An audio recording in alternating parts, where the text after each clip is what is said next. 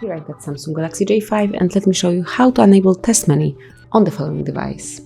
So at first you have to open the phone dialer and then enter a secret code, which is *# or *#. And just like that, you can test your device. So let's start with the display tests. Click on red, green, it's working as well, blue, also correctly. Then you can check the vibration.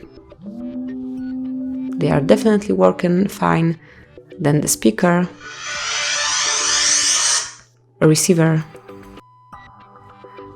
and also you can check, for example, touch, sub key, front cam, mega cam, sleep, dimming, Hall IC, low frequency, and all the others. Simply enter the secret code and then test this feature which is not working correctly while using some apps.